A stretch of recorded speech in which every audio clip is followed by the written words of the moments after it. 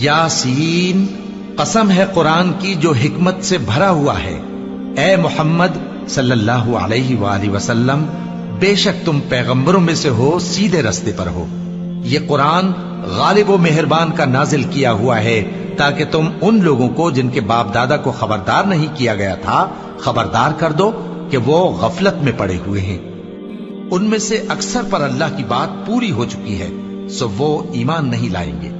हमने उनकी गर्दनों में तौक डाल रखे हैं और वो ठोड़ियों तक फंसे हुए हैं, तो उनकी गर्दनें अकड़ी हुई हैं, और हमने उनके आगे भी दीवार बना दी और उनके पीछे भी, फिर उन पर पर्दा डाल दिया तो ये देख नहीं सकते।